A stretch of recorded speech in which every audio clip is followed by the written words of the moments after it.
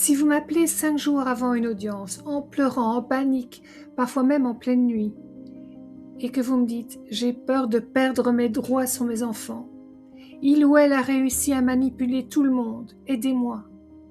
Je vais être très claire avec vous. Je comprends votre panique et je compatis pleinement. Mais votre panique ne doit jamais piloter votre stratégie. Cette semaine, j'ai eu 2 appels comme cela.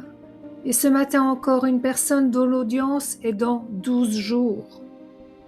Des hommes, des femmes, des gens que je ne connais pas, dont je n'ai ni le dossier, ni l'historique, ni même l'histoire complète.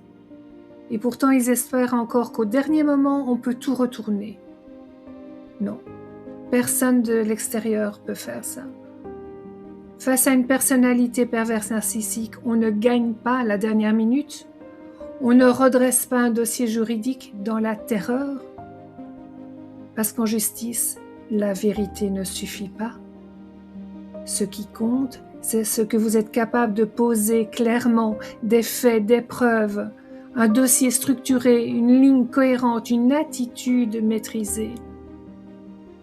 Oui, un bon accompagnement change énormément de choses, mais le travail stratégique se met en place à temps. Plus on travaille tôt, plus on augmente ses chances. Mais personne ne peut garantir le résultat. En revanche, dans l'urgence, il y a une chose qu'on peut faire et c'est déjà énorme.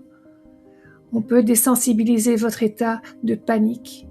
Personnellement, je travaille avec l'EMDR parce que si vous arrivez à cette audience en état de sidération, tremblante, en larmes, en confusion, vous perdez vos moyens.